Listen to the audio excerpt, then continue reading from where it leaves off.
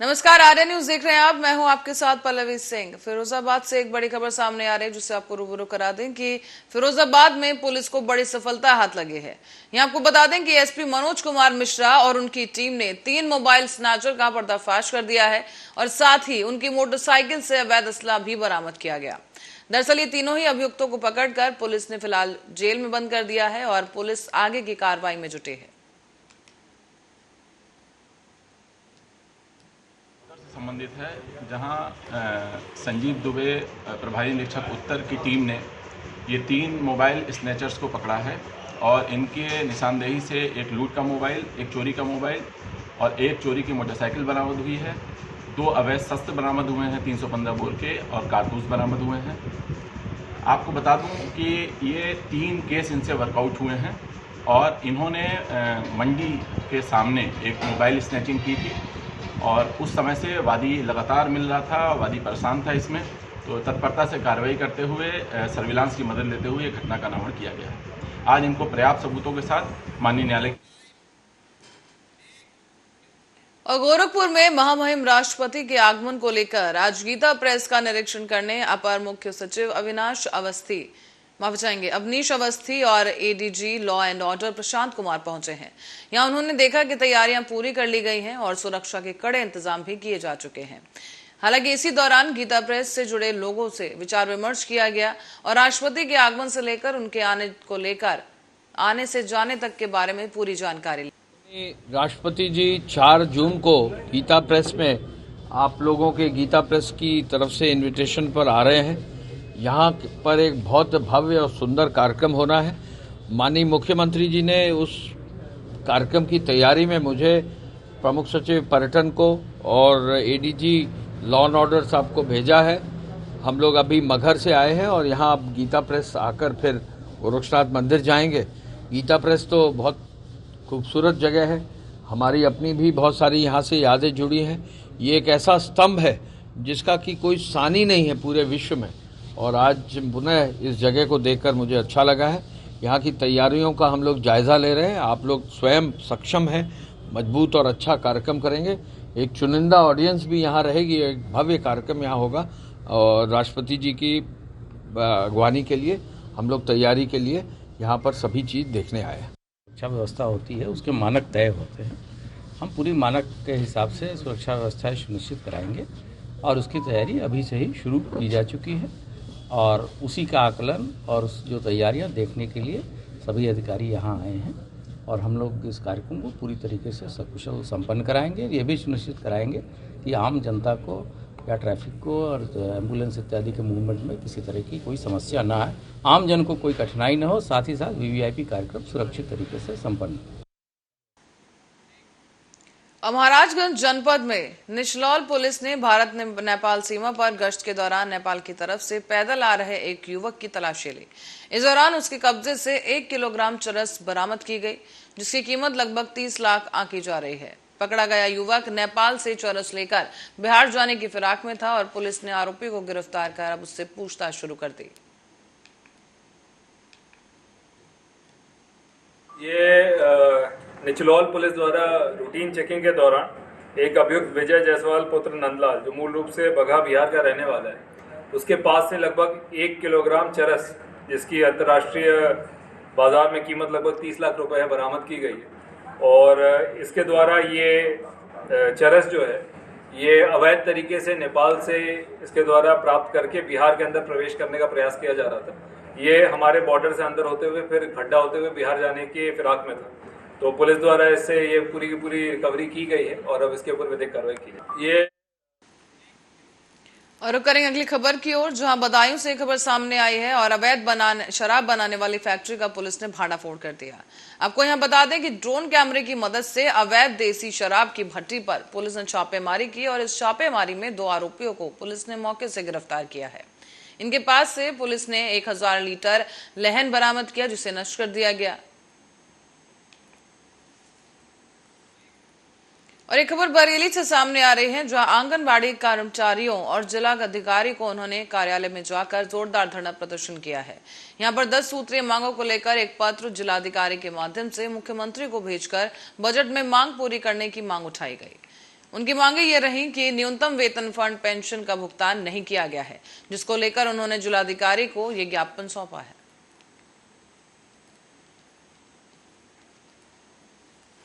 ग्रीष्मकाल की छुट्टी को लेकर है कि प्राथमिक विद्यालय बंद हो चुके हैं, तो हमारी भी छुट्टी की जाए आंगनबाड़ी वर्करों की। आप आंगनबाड़ी कार्यकर्ता हैं? जी।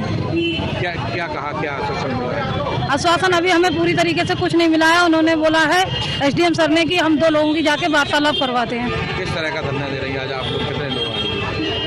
हम 16 ब्लॉकों से सभी आंगनबाड़ियाँ हैं, कुछ की परिस्थिति है घर पे नहीं आ पाई हैं, और इसी बात को लेकर हमारा धरना है कि जो भी हमारी बहुत महत्वपूर्ण मांगे हैं, जो अभी तक सरकार ने कोई वादा।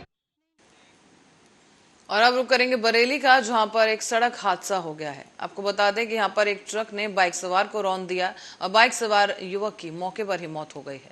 बरेली के थाना कोतवाली क्षेत्र का यह हादसा बताया जा रहा है, जहां आपको बता दें कि आरोपी ट्रक ड्राइवर को पुलिस ने पकड़ लिया है। आरोपी ड्राइवर को इस दौरान जेल भेजा गया। साथ ही मृतक के परिजनों को भी घटना की सूचना दे दी गई है। इसके बाद से ही परिजनों में कोहराम मच गया है।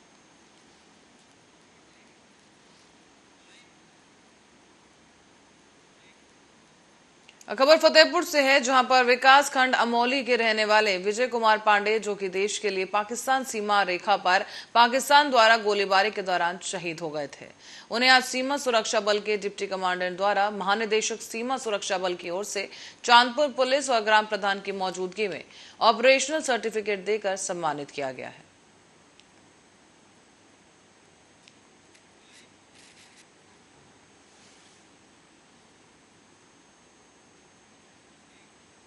और करेंगे अगली खबर की ओर, जहां पर गाजीपुर में अवैध अतिक्रमण के खिलाफ जिला प्रशासन का अभियान लगातार जारी है। और इसी क्रम में स्थानीय प्रशासन ने मोहम्मदाबाद कस्बे में करीब अवैध अतिक्रमण ध्वस्त कर दिए हैं। आपको बताते चलें कि इस दौरान अतिक्रमण के खिलाफ अभियान लगातार जारी है और इसी के तहत सड़कों, पटरियों और रास्तों पर से अवैध अतिक्रमण हटाए गए हैं।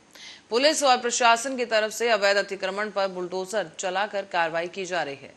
ताजा तस्वीरें आप देख सकते हैं, जहां पर अतिक्रमण के खिलाफ ये कार्रवाई की जा रही है। जेसीबी के जरिए अवैध निर्माण को ध्वस्त किया जा रहा है। और आपको बता दें कि सड़क किनारे किसी भी तरह का अतिक्रमण अब बर्दाश्त नहीं किया जाएगा। लगातार बुलडोजर की ताबड़तोड़ कार्रवाई अतिक्रमण के खिलाफ जारी है। देखिए, शहर और जनपद की सड़कें साफ सुथरी रहें, किसी को आवागमन में असुविधा न हो और व्यापार और व्यवसाय भी सुगमतापूर्वक चलता रहे, आम जनमानस सुखद अनुभव कर सके, इसके लिए लोगों से अपील की जा रही है। व्यापार मंडल संगठनों के साथ लगातार बैठकें की जा रही हैं और उन्हें विश्वास में लेकर एक सहमति बनाई जा रही है कि सड़कों के किनारे जो अतिक्रमण है या सड़कों के किनारे की जो नालियाँ और नाले हैं जो ढक दिए गए हैं, जिनसे बरसात में वाटर लॉगिंग भी होती है, उन्हें सब साफ सुथरा। खबर है कश्मीर से, जहां कश्मीरी अलगाववादी नेता यासिन मलिक की सजा पर आज एनआईए की विशेष अदालत में बहस पूरी हुई है। कोर्ट कुछ ही देर में अब सजा का ऐलान भी करने की आशंका जताई गई थी, जिसके बाद सजा का ऐलान कर दिया गया है। जानकारी के मुताबिक इस बहस के दौरान यासिन मलिक ने कोर्ट से कहा कि मैं आपसे कोई भीख नहीं मांगूंगा, आपको जो सही लगता है आप सजा दीजिए। दरअसल यासिन मलिक को जिन धाराओं में दोषी ठहराया गया है उसमें अधिकतम मौत की सजा या कम से कम उम्र कैद की सजा का प्रावधान है, और जिस पर यह बहस हुई और इस दौरान सुनवाई की गई, जहां पर एनआईए कोर्ट ने सजा सुनाई है। दरअसल यासिन मलिक पर आपराधिक साजिश रचने और देश के खिलाफ युद्ध छेड़ने समेत गैर कानूनी गतिविधियों में शामिल होने और कश्मीर की शांति भंग करने की धाराओं में तमाम आरोप तय किए गए थे। यासिन मलिक ने इन आरोपों को अब अदालत के सामने कबूल भी कर लिया था, जिसके बाद 19 मई को अदालत ने यासिन मलिक को दोषी करार दिया है।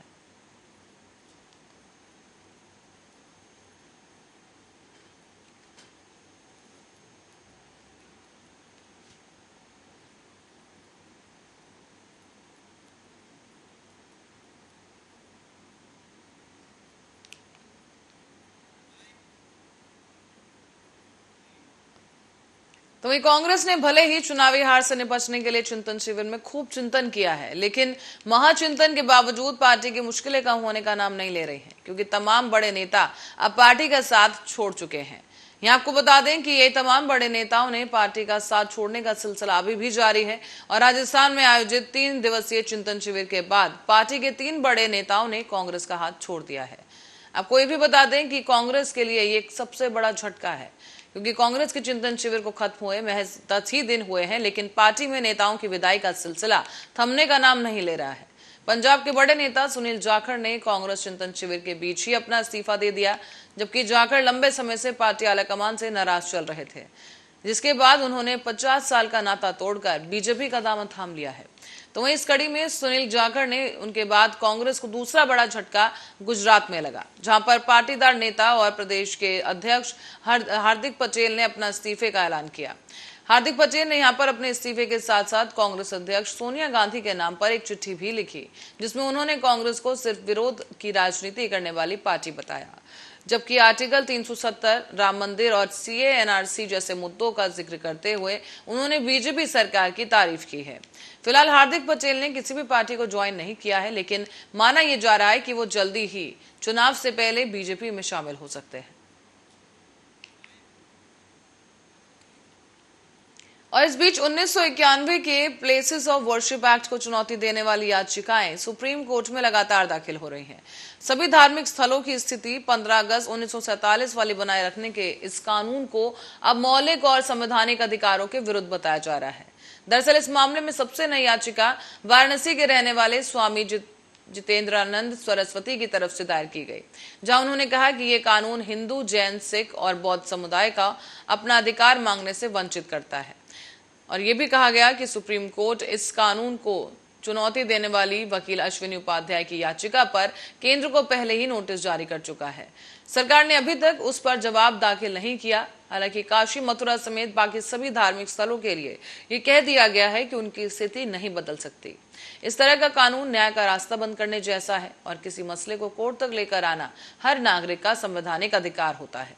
लेकिन प्लेसेस ऑफ वर्शिप एक्ट के तहत इस अधिकार से ये जो एक्ट है लोगों को वंचित करता है और ये कानून हिंदू, सिख, बौद्ध और जैन समुदाय को अपने पवित्र स्थलों पर दावा करने से भी रोकता है, जिनकी जगह पर जबरन मस्जिद, दरगाह या फिर चर्च बनाया गया हो। ये भी आपको बताते चलें कि न सिर्फ न्याय पाने के मौलिक अधिकार का हनन है, बल्कि इसे धार्मिक आधार पर भी भेदभाव माना जा रहा है।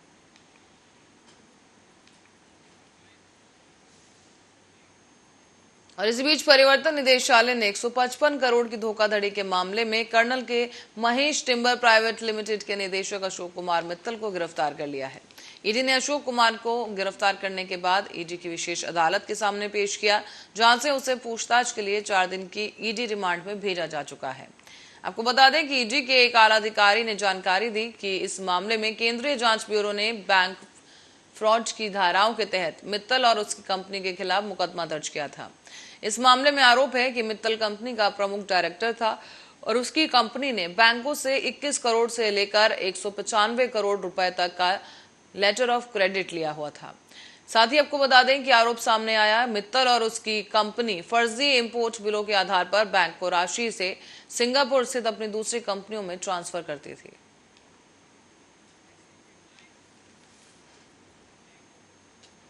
और रायबरेली पुलिस को इस बीच एक बड़ी सफलता हाथ लगी है, जो आपको बता दें कि चोरों का एक गैंग पुलिस के हत्थे चढ़ गया। दरअसल आपको बता दें कि ये गिरोह एक दूसरे को सिग्नल देने के लिए चिड़िया की आवाज निकालता था और इसी आवाज का इस्तेमाल करके वो तब ये इस्तेमाल करते थे आवाज का जब उनके साथी चोरी कर रहे होते थे। पुलिस ने इस गैंग के 8 सदस्यों समेत चोरी का माल खरीदने वाले 2 सुनारों को भी गिरफ्तार किया है और साथ ही इनके कब्जे से 12 लाख की कीमत के आभूषण और 4,31,000 नगद बरामद किए हैं।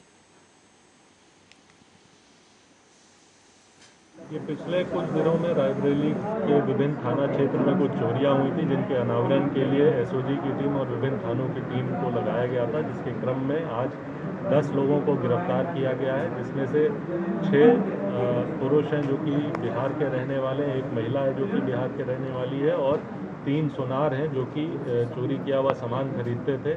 इनके पास से लगभग 12 लाख रुपए के गहने और 4,30,000 रुपया कैश बरामद हुआ है। इसके अलावा चोरी करते समय जो ये विभिन्न औजार प्रयोग करते थे वो सब इनके पास से बरामद हुए हैं। कुछ मोबाइल फ़ोन इनके पास से बरामद हुए हैं पूछताछ पे इन्होंने बताया कि ये इनकी मॉडस ऑपरेंडी इस प्रकार है कि ये आके रेलवे ट्रैक के आसपास अपनी झुग्गी लगाकर रहते हैं और उसके बाद घरों की रेकी करने के लिए एक टीम कुछ बेचने के बहाने जाती है।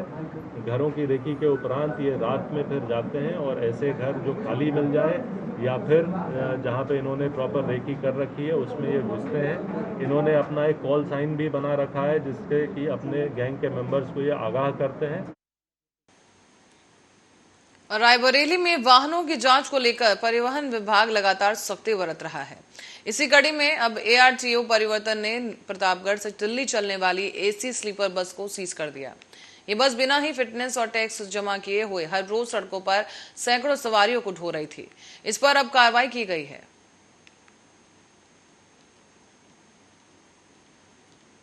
प्रतापगढ़ से दिल्ली जा रहे थे। किस लिए उतरना पड़ा आपको? अब ये पता नहीं लगा, हम लोग को तो अंदर बैठे थे केबिन में। उतनी देर में ITO साहब आए, उठा ले आए गाड़ी, कह रहे यहाँ पे जाओ, तुम लोग उतरो, यहाँ दूसरी गाड़ी पे जाओ।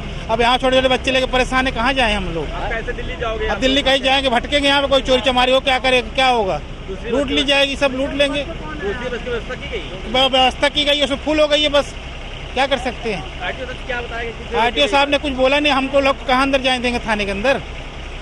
एक बस कितने रोकी गई, क्या बताया गया? अब क्या हमारे को कुछ जब पता नहीं लगा, अंदर कुछ बजाएंगे, पता लगी तभी तो आपको मैं बताऊंगा। देखिए, यहाँ प्रतापगढ़ से चल करके ये नई दिल्ली के लिए जा रही थी बस, और इसमें बड़ी संख्या में पैसेंजर्स भी थे।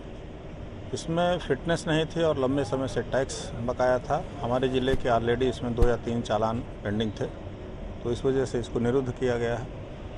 ये शाम के टाइम पकड़ा गया, क्या 24 आवर आप लोगों की प्रवर्तन चल रहा है? हाँ, 24 घंटे हम लोगों की ड्यूटी रहती है और आज संयोग से CO साहिबा भी थी साथ में, तो ये निर्णय लिया गया कि इसको चूँकि बिना फिटनेस के इसको संचालित नहीं होना चाहिए, इसको निरुद्ध कर दिया गया है। देखिए।